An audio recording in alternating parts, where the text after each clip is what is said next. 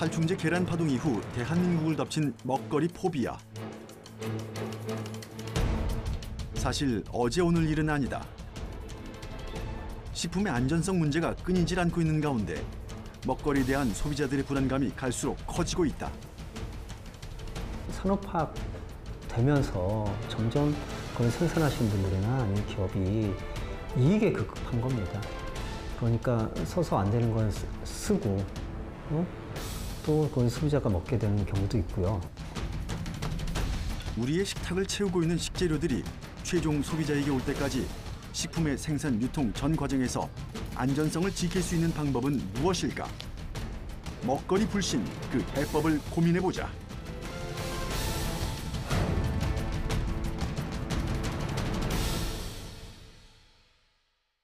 농림축산식품부가 국내 친환경 달걀 생산 농장을 대상으로 달걀의 잔류 농약 검사를 한 결과 살충제 성분이 검출됐습니다.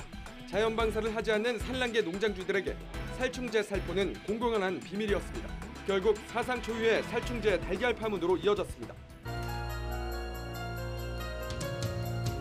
최근 먹거리 안전에 대한 사건, 사고가 빈번하게 발생하고 있다. 소비자의 먹거리에 대한 불안감은 불신으로 확산되고 있는 상황. 특히 식품 안전 기준으로 삼아온 친환경 제품에 대한 신뢰가 깨지면서 정부 인증 제도에도 불신이 깊어지는 분위기다. 요즘은 그 소비자들이 모르는 상태로 이제 속이고 기만하면서 판매하는 게 더 많다 보니까 이제 알고서는 먹고 싶지 않은 거죠. 계속 사건이 터지고 이제 그러다 보니까는 고민이 되더라고요. 물건을 집을 적에 이게 친환경 표시가 되어 있어도 정말 이게 맞을까 라는 고민이 좀 되더라고요.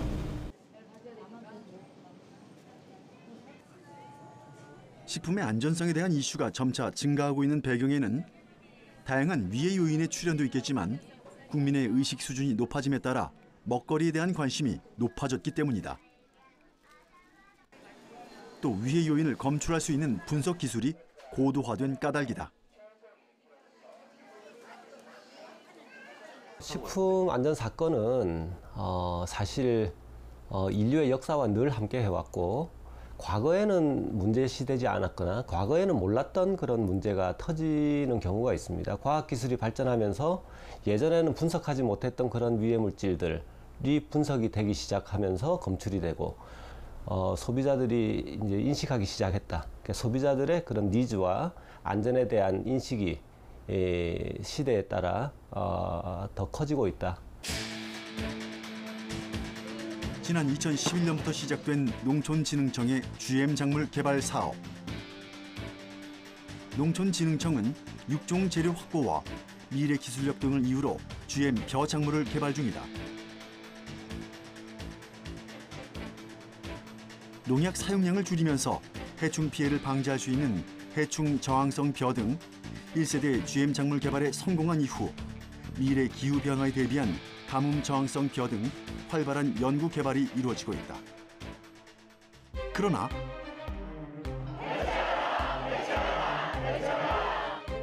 이 유전자 조작식품 GMO 역시 국민적 논란의 중심에 있다. GM 벼 작물이 개발되고 있는 전북 지역의 농민들은 2015년부터 최근까지 GM 작물 상용화를 반대하며 집회를 이어왔다. 먼저 GM 작물 개발에 대한 농촌진흥청의 입장을 들어보기로 했다. 예, 농촌진흥청에서 수행하고 있는 GM 연구는 현재 미래를 대비해서 육종 소재를 개발하는 연구, 그리고 수입 GMO의 위해성 검증을 위해서, 안전성 검증을 위해서 그런 평가 기술을 개발하는 연구를 주로 수행하고 있습니다. 현재 농촌진흥청에서 개발하고 있는 GMO는 주로 첫 번째는 가뭄에 대해서 저항성을 가지는 가뭄 저항성 벼가 있고, 그 다음에 식물 세포 배양을 통해서 기능성 성분인 레스베라트롤을 생산하는 레스베라트롤 생합성 벼 2건이 있습니다. 이러한 벼는 현재 인체와 환경에 대해서 위해성이 있는지 없는지를 검증하는 안전성 평가 단계에 있습니다. 대부분의 GM 작물들은 상업용으로 개발된 것은 아니다. 다만 생명공학 기술을 통해 우리나라의 주요 작물들을 보다 유용하게 개선할 수 있는지를 확인하는 연구 과정이라고 한다. 여기는 뭐 하는 곳이에요? 여기는 그 식물을 조직 배양하고 있는 곳입니다. 여기서 형질 전환이 이루어지고 그 형질 전환된 벼들이 지금 자라고 있는 겁니다. 식물 호르몬이 포함된 배지에서 이렇게 벼 종자를 얹어 놓으면 이렇게 그 세포 덩어리가 자라게 됩니다. 이 세포 덩어리가 자라게 되면 이와 같이 자라게 됩니다. 이렇게 자란 덩어리에다가 여기에다가 유전자를 넣어주는 조작을 하게 됩니다. 육성된 연구용 GM 작물에서 원하는 형질이 개선되는 것이 확인될 경우 그 유전자를 이용해 안전성 심사 통과가 가능한 상업용 GM 작물을 새롭게 육성하는 것이다. 우리나라의 경우 아직까지 상업화에 필요한 안전성 심사가 통과된 국내 개발 GM 작물은 한 건도 없다. 현재 26개국에서 1억 8,500만 헥타르에서 재배를 하고 있습니다. 세계적으로. 그리고 그 29개 작물 495품목 정도가 재배 승인이 되어 있는 상태입니다. 우리나라는 아직까지 그 기술 경쟁국인 중국이나 그리고 일본에 비해서도 그 기술력이 아직 미처 위해성 심사를 통과한 작물이 없다 보니 그 어떤 기술 경쟁력에서 뒤처지고 있는 그런 상황입니다. 그건 우리가 후발주자가 잡는 건가요? 후발주자인 면도 없지 않아 있지만 현재 우리나라의 과학계에서는 많은 GM 작물을 개발 연구를 하고 있었습니다만은 국내의 어떤 여건을 발휘해서 이런 것들이 미처 그 위해성 평가를 하고 그리고 심사를 받거나 할 수 있는 그런 단계로 진행되지 못하고 있는 부분이 있습니다. 미국의 종자기업 몬산토는 GMO가 식량 문제의 대안이 될 수 있다는 주장이다. 식품에서는 1994년 유전자 변형 토마토 개발을 시작으로 1996년 GM 콩과 GM 옥수수가 개발돼 상업화되기 시작했다.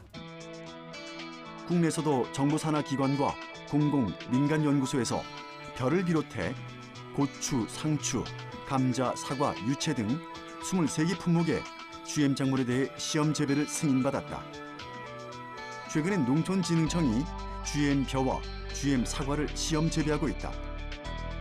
농촌진흥청에서는 GM 작물을 유전자 변형 생물체의 국가 간 이동에 관한 법률에 따라 안전하게 실험하고 있다고 말했다. 그런데 농민들의 생각은 조금 달랐다. 지역 농민 대표 여성만 씨가 GM 작물 격리 시험 재배지로 안내했다. 보시다시피 우리 마을하고 2차선 도로 하나 사이거든요.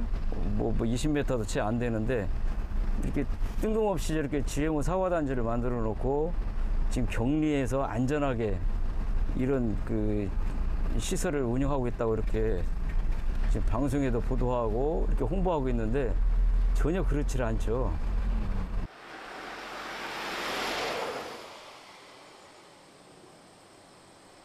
전남 완주군 이서면 정농마을 일대. 농촌진흥청 국립농업과학원이 GM 사과를 시험 재배하는 GM 작물 격리 포장지다. 농촌진흥청은 GM 작물 재배지 근처에 보호막을 세우기 때문에 문제가 없다고 하지만 농민들은 허술하게 관리되고 있다고 지적한다. 마을 한복판에 GM 작물이 재배되고 주변 농작물을 오염시킬 수 있다고 생각한 주민들은 즉각 반발했다. 예, 여기가 지금 하우스 단지가 한 30동 되는데요. 여기가 지금 GMO 사과 재배지입니다.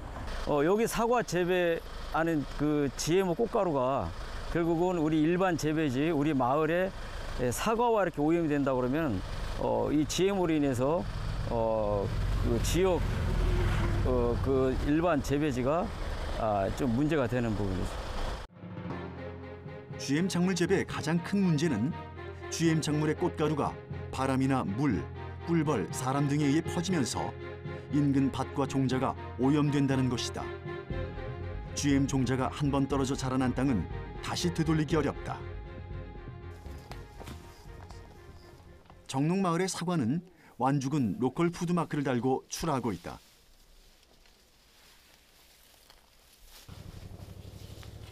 하지만 GMO 작물이 재배되는 인근 지역이란 이유로 소비자 불신이 커진다면 농가에 큰 타격이 될 수 있다는 우려다. 일단은 우리는 그 오염됐다는 걸 모르고 GMO로 오염됐다는 사실을 모르고 팔게 될 거고, 이것을 사드시는 소비자들께서 제일 먼저는 피해가 있을 거고, 그리고 그로 인해서 불신관계가 이어짐으로 인해서 우리의 농산물 판로가 어렵게 된다는 그런 문제점을 안고 있죠.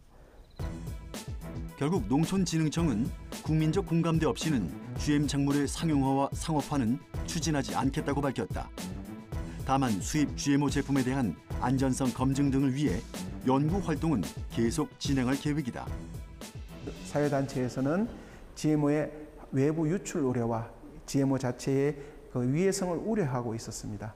그래서 농촌진흥청에서는 그동안 GM 연구와 관련해서 학계 중심의 연구에서 시민사회단체의 의견을 수렴함으로써 개발하고 있는 이런 연구 산물이 밖으로 나가지 않도록 하는 그런 시설이 되어 있는 곳에서만 연구를 하는 것이고, 외부의 일반 농민들이 사용하고 있는 농경지에서는 이러한 GM 작물이 재배되는 경우가 없도록 그렇게 하겠다는 것입니다. GMO는 전 세계적으로 뜨거운 논쟁거리다. GMO 수입 자체를 금지하고 있는 러시아. 2005년 러시아의 에르마코바 박사가 GMO 콩을 임신한 쥐에게 먹인 결과 태어난 새끼 중 36%가 저체중이 됐고 55.6%가 3주 만에 사망했다는 연구 결과를 발표하기도 했다.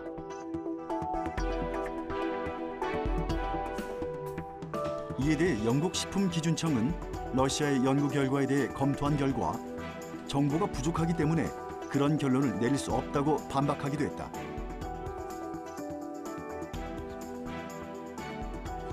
GMO를 둘러싼 논란은 여전히 현재 진행형이다. GMO가 상품화되기 시작한 것은 20년 정도 됩니다. 미국에서 처음 개발됐고요.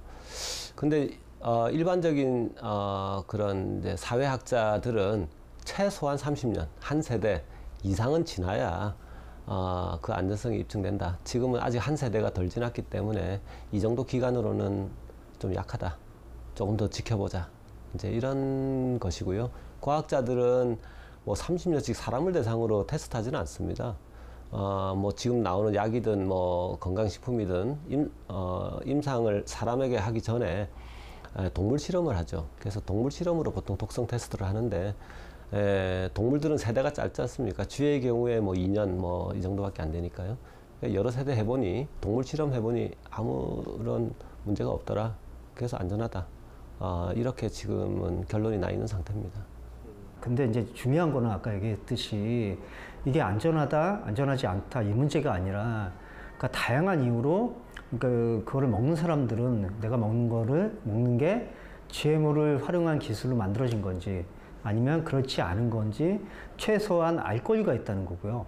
그리고 그걸 알아야지만 내가 그거를 뭐 종교적 이유로 먹기 싫다, 아니면 내가 환경적 이유로 먹기 싫다, 아니면 이런 나중에 뭐 안 좋을 수 있으니까 그러니 불안할 수도 있지 않습니까? 그래서 그런 이유로도 안 먹을 수 있거든요. 근데 지금은 현행 체계에는 그런 모든 소비자의 권리가 전혀 이제 보호되지 못하고 기업이 주는 대로 먹을 수뿐이 없어서 그거에 대한 문제 제기를 저희가 하는 거죠. 우리나라에 수입된 GM 작물은 어디에 쓰일까?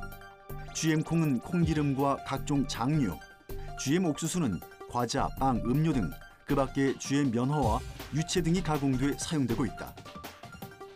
우리나라는 세계에서 GMO를 가장 많이 수입하는 국가다. 2015년 기준으로 가축 사료용을 빼고 사람이 먹는 GMO 식품은 약 215만 톤. 수입 곡물 중 콩의 77%, 옥수수의 52%, 카놀라의 경우 수입된 100%가 전부 GMO 작물이다.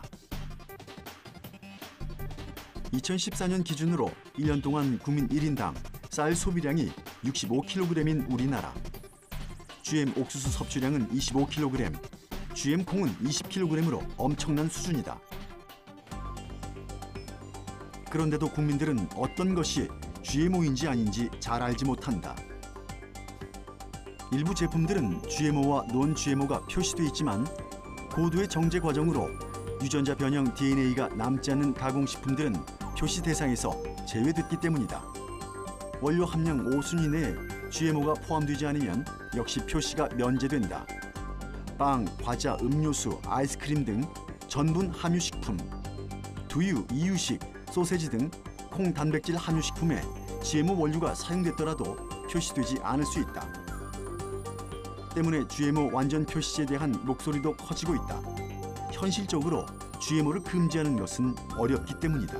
만약에 GMO를 금지했다, 우리나라에서. 그러면 엄청난 식량난이 일겠죠. 다 난-GMO로 사야 되는데 난-GMO가 지금 현재도 GMO가 있는데도 불구하고 가격이 꽤 비쌉니다. 2배 이상 됩니다. 근데 GMO가 없다면 난-GMO는 부르는 게 값이죠. 훨씬 더 올라가겠죠. 그러니까 식료품 가격이 엄청나게 비싸질 것이고 그렇다면 식료품을 제대로 사 먹지 못하는 사람이 생기겠죠. 빈곤층에. 그러면 뭐 또 우리나라에서도 기아로 사망하는 사건도 생길 수도 있고 엄청난 식량 부족이 저는 있을 거라고 생각합니다. 우리나라가 GMO 수입 1, 2위를 다투는 이유는 간단하다. 식량 자급률이 낮은 우리나라로서는 농산물을 수입할 수밖에 없다. 용유나 전분당, 사료는 모두 가공식품 생산이나 식품 조리에 필수적인 원료, 기호식품과는 달리 가격이 상승해도 반드시 사용할 수밖에 없는 제품이다. 우리나라의 주요 곡물 자급률은 1970년대 80.5%대에서 2010년에는 27.6%로 떨어져 과거에 비해 자급률이 매우 낮은 상황. 특히 2014년 기준으로 옥수수는 0.8%, 두류 11.3%에 불과해 GMO 수입량은 줄지 않을 전망이다. 농촌진흥청은 주요 GM 작물의 품종 기술을 갖고 있어야 경쟁국이나 다국적 기업의 식량 주권이 종속되지 않는다고 강조하면서 연구 개발은 계속한다는 입장이다. 이에 GMO에 대한 정확한 정보와 연구 내용을 적극적으로 알리기로 했다. 또 현재 법령에서 정하고 있는 기준보다 더욱 엄격하게 GMO 연구 시설을 관리하고 안전관리 시설을 더욱 고강하기로 했다.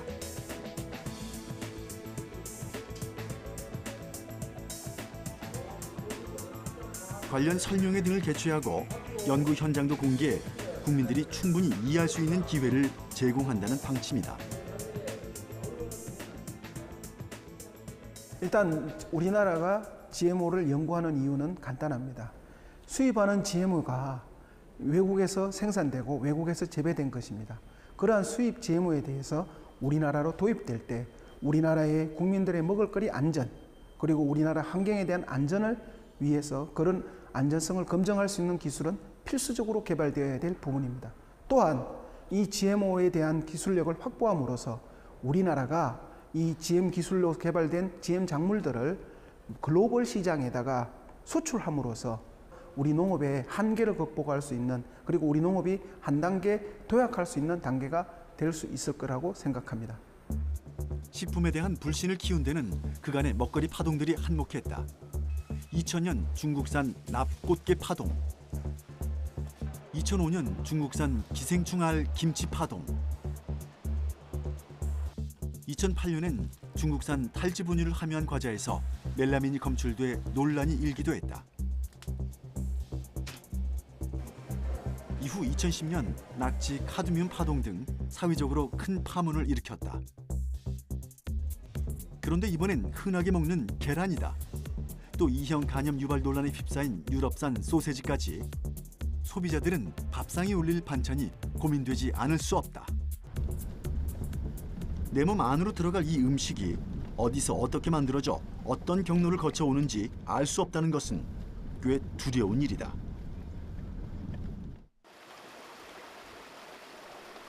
서울 서초구 신원동. 도심 아파트 단지 인근에 위치한 이곳은 어디일까?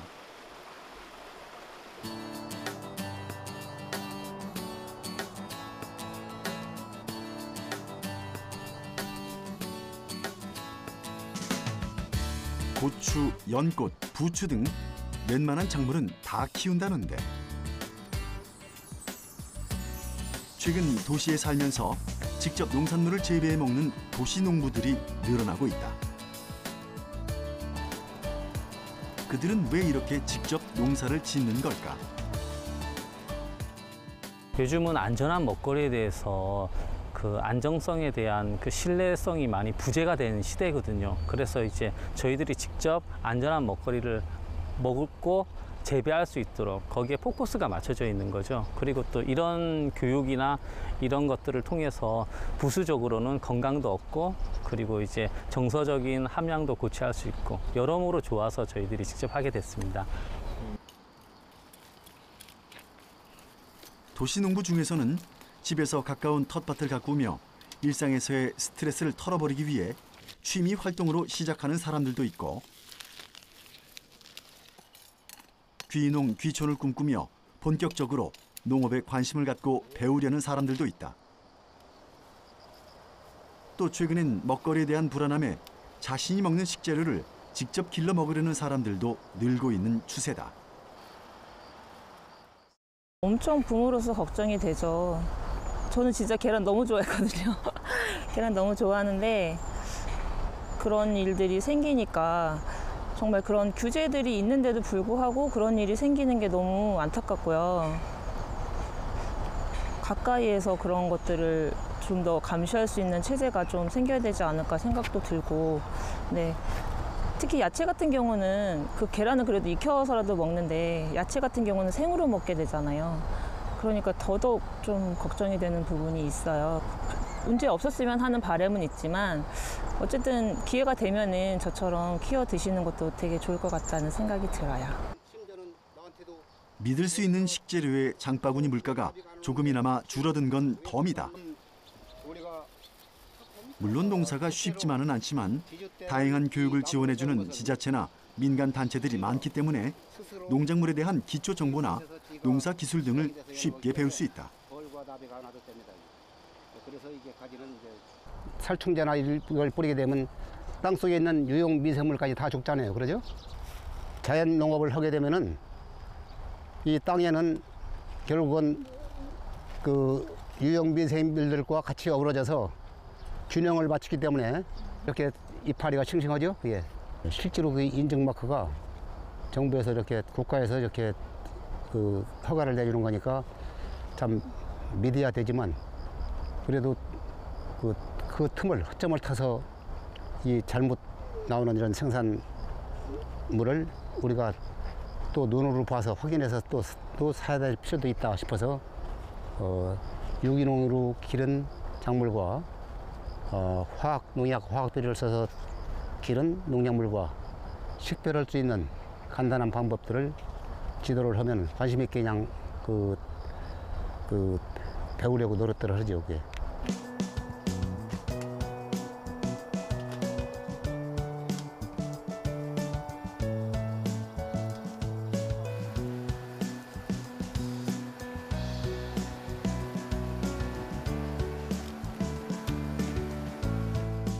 직접 기른 재료들로 음식을 만들면 요리가 더 즐겁다.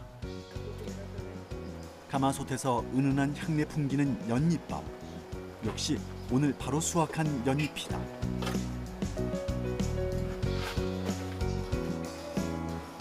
직접 키우고 수확한 것에 더해 이웃과 나눠 먹는 재미도 쏠쏠하다.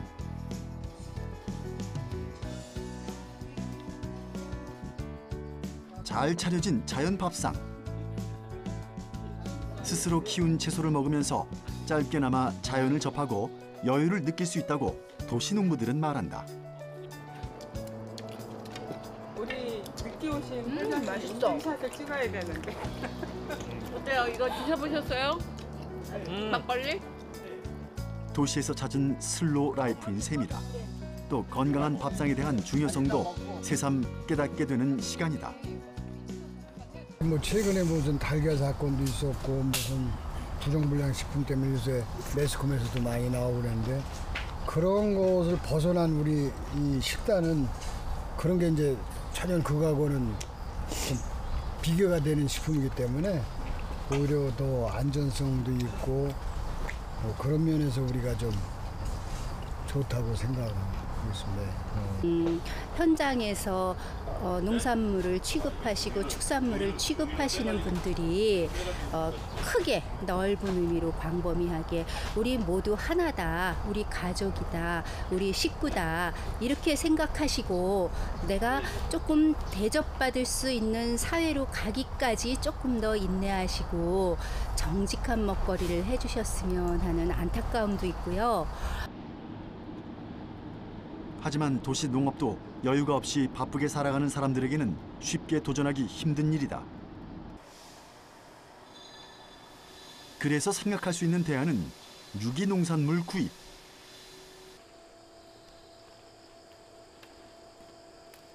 최근 안전한 식재료에 대한 관심이 높아지면서 농약이나 화학 비료를 전혀 사용하지 않고 생산한 유기농 과채소들이 각광을 받고 있다. 충남 천안시에 위치한 배농장. 농장주 김근호 씨는 10년 전부터 무농약 유기농 배농사를 짓고 있다.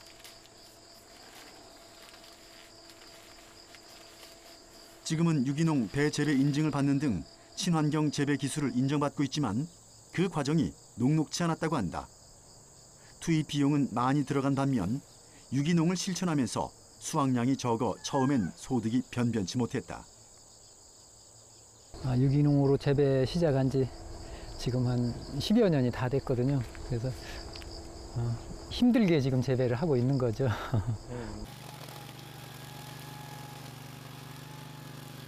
친환경 유기농법을 하면서 여러 가지 힘든 과정이 많지만 그 중에서도 잡초 관리가 중요하고 어렵다고 한다.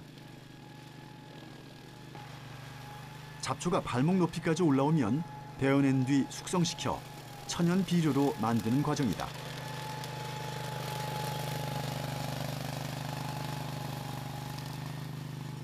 이게 지금 여기 나 있는 거 전부 다 이게 여름풀인데요. 이 풀을 이제 충분히 키워서 지금 이제 씨앗이 막 다 나왔는데 이렇게 씨앗이 여물 때 이때쯤에 깎으면 얘가 이제 빳빳하죠. 빳빳해서 이제 이게 전부 다 유기물로 땅에 이제 남아 있어서 이제 우리가 말하는 거름이 되는 거죠, 이제 이게. 잡초를 이용한 초생 재배법. 전체 잡초를 한 번에 없애면 자칫 곤충들도 없앨 수 있기 때문에 구간별로 교대로 작업을 해주는 것이 포인트다. 근데 이제 그 친환경 인증을 받은 퇴비도 많이 있는데 이제 그런 것도 늘 어느 면에서는 불안하죠. 이제 거기서 그 농약 성분이 나왔다든지 중금속이 나왔다든지 해서 인증이 취소되고 다시 되고 이런 이제 불안한 와중에서 가급적 그래서 외부에서 들여오는 퇴비를 좀 줄이고 이제 자체 생산하는 방법이거든요. 이게 그래서 이 유기물 함량을 높이는데 이 자연 초생을 활용하는 방법도 이게 상당히 좋은 방법이죠. 그러나 농사를 잘 지어도 유기농 배 수확량은 일반적인 재배의 60에서 70%에 그친다. 벌레 먹은 자국도 종종 있어 도매 시장에선 외면받기 일수다. 판로 확보는 김근호 씨의 고민 중에 하나다. 이 신고라고 하는 거는 우리나라 재배 품종의 90% 이상이 이 신고 품종인데 이 신고라고 하는 품종은 우선 공판장에 가서 가격이 결정할 때 우선 깔이라고 하는 겁니다. 색깔이 이뻐야 되고 모양이 이뻐야 되고 맛은 뒷전이에요. 맛은 3번이나 4번이거든요. 그래서 우선 색깔하고 그다음에 모양하고 이제 이 크기에 의해서 가격이 결정되는 거거든요. 이 맛은 그거와 상관없이 대형마트나 이런 데서는 어떤 걸 원하냐면 이 중에 있는 거를 그 저농약 재배 농산물 기준에서 모양, 깔, 크기 이걸 그래서 1등품만 딱 요거만 필요한 거예요. 요거만 싹 조금 높은 가격을 주고서 가져가고 나머지는 손으로 안 대려고 하는 거죠. 설상 이제 그거만 꺼내서 별도로 좀 높은 가격을 팔고 나머지를 뭐 또 내가 또 이렇게 저렇게 판다고 하면 되는데 그 자체가 어려움이라고 봐야 되겠죠. 그 좋은 거를 골라서 팔면 나머지 물건은 품위가 좀 떨어지잖아요. 친환경 농축산물의 구매를 망설이는 이유는 비싸기 때문이란 답변이 31.5%로 가장 많았다.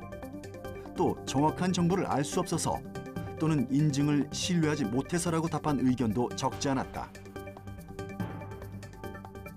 친환경 제품의 소비 촉진을 위해서는 인증 제도에 대한 신뢰성을 높이기 위한 관리 노력이 52.3%, 소비자의 인식을 바꾸기 위한 홍보 강화가 13.9%로 나타났다. 글쎄요, 어떤 이제 특별한 판로 대책이 없을 때, 특별한 판로 대책이 없을 때 이제 그런 대형마트나 그런 쪽에 높은 가격만 보고 이 무농약을 덤볐을 때, 그러면 몇 년은 눈 가리고 어떻게 할 수가 있지만 지속 가능한 농업은 할 수가 없는 거죠. 이제 그런 데서 이게 사고가 터지는 거고. 안녕하세요. 네, 안녕하세요. 반갑습니다. 네, 어서 오세요. 네, 먼 걸음 하셨습니다. 네.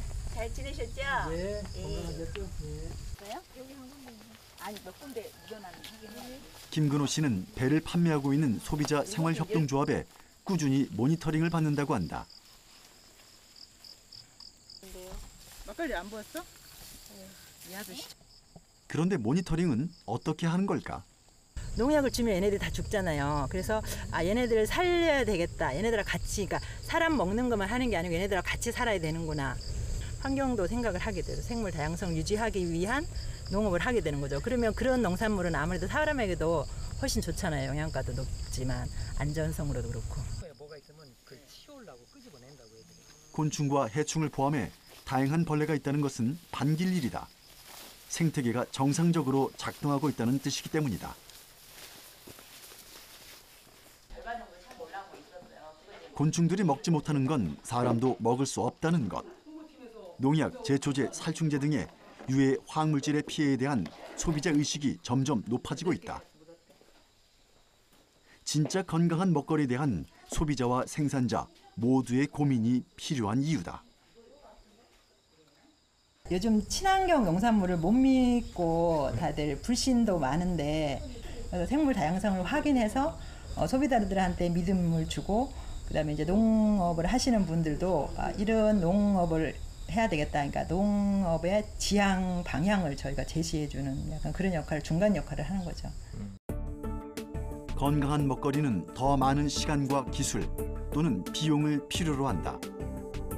그리고 그 먹거리를 알아보고 기꺼이 소비하는 소비자를 만날 때 지속 가능한 것이다. 이게 어제 오늘 일이 아니라 오랜 시간, 소비자들은 이런 걸 좋아해 하다 보니까 거기에 맞춰서 농사가 짓다 보니까 오늘날 눈으로 봐서 크고 이쁘고 깔 좋고 이런 물건이 만들어지는 거죠. 이제 그렇게 해서 이제 그렇듯이 좀 그렇지 못하다 하더라도 이제 이 유기농으로 농사져서 그렇게 이쁘고 깔 좋고 눈으로 봐서 그렇게 1등품이 아니라 하더라도 우선 어떤 걸 1등품으로 두느냐에 따라서 달라졌겠죠. 이제 그렇게 해서 눈으로 봐서 1등품을 찾은 게 아니라 이거는 말 그대로 안전한 것, 그리고 맛도 있었다면 더 금상첨화겠죠. 소비의 변화도 동반돼야 한다는 것이다. 충남 예산군 농산물 유통센터. 최근 가치 소비를 추구하는 경향이 높아지면서 농산물 시장에서는 못생긴 외형으로 버려졌던 못난이 농산물이 실속 있는 제품으로 다시 태어나고 있다고 한다. 못난이 농산물은 외관에 생긴 흠집이나 변형된 형태로 정품에서 탈락한 것을 말한다. 여기 있잖아, 못난이가. 이게 못난이죠. 못난이. 그럼 이런 거 해가지고 마트에 요번에 한 10톤? 그 정도 물량 넣을 거예요, 이거요? 10톤 정도야 뭐 충분히 나오죠. 마트 기획전 해가지고 요즘에 이제 보조개 사과 막 이런 식으로 해가지고 아마 갈 건데 물량은 아마 10톤 정도 될 것 같거든요. 근데 아마 지금 어차피 뭐 명절 끼어 있고 하니까 명절 끝나고 바로 아마 진행될 것 같아가지고요. 그때까지 물량은 충분하니까요. 네네네. 못난이 과일 같은 경우에는 이제 맛과 영양은 아무 이상이 없는데 다만 생긴 게 못 생긴 기형적으로 생겼거나 아니면 자라나는 그 과정 속에 상처를 입은 예를 들어 사과라 친다면은 이런 걸 못난이를 하고 있고요. 이 같은 경우에 저희가 이제 못난이에 대한 데이터를 모아가지고 그에 맞는 이제 규격이라든지 아니면 상처의 등급이 나눠집니다. 그 관련해가지고 이제 마트 기획전이라든지 가공업체라든지 아니면 B2C로 해가 소비자들한테 이렇게 3단계로 저희가 판매를 하고 있습니다. 예쁘진 않지만 맛과 당도, 영양상에는 A급 제품과 차이가 별로 없다. 가격은 정상 과일보다 20에서 60% 정도 저렴해 실속 있는 소비를 원하는 소비자들에게 제격이다. 또 농가에게도 큰 이득이다. 정상 농산물과 똑같은 생산 과정을 거치지만 외형상의 이유로 벌어지는 일은 큰 손실이기 때문이다. 모양이 기형이잖아요. 근데 강도하고 맛은 똑같거든요. 일반 시중에 나간 정상품이랑 가격이 똑같은 물건인데 단지 못생겼다는 이유로 이거를 비품으로 처리하고 있는 거죠. 보시다시피 안은 아무 이상 없지 않습니까?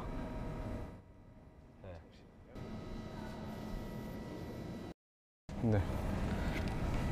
드셔봐요.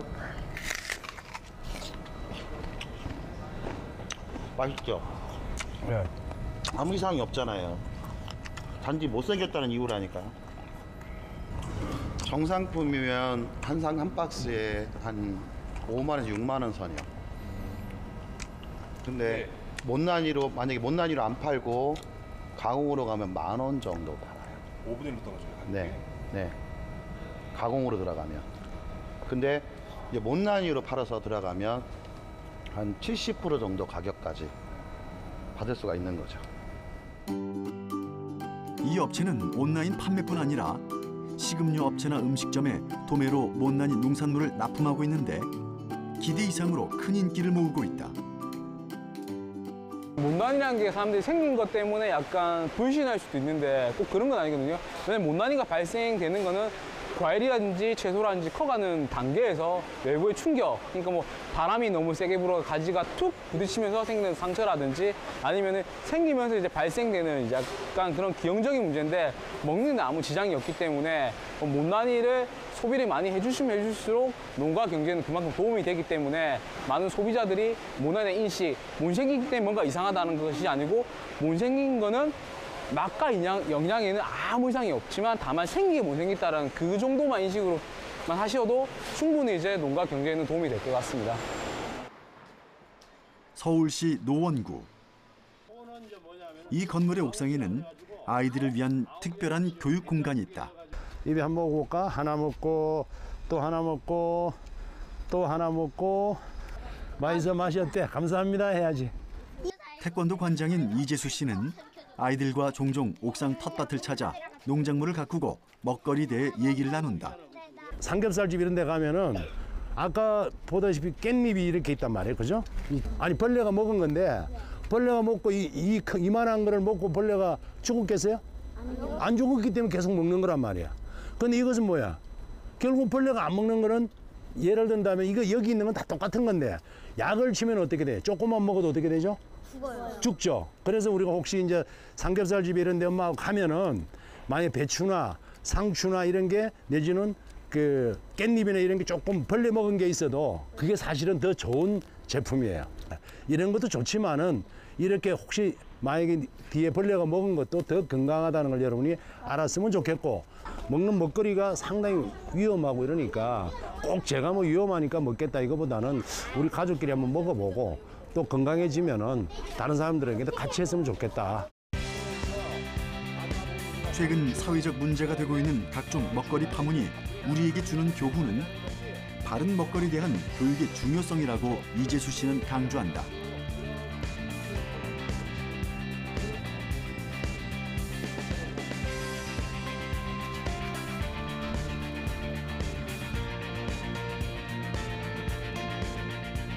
어린 시절부터 바른 먹거리를 접하고 구별하는 것은 식품에 대한 올바른 가치관을 형성하는 데 큰 도움이 된다.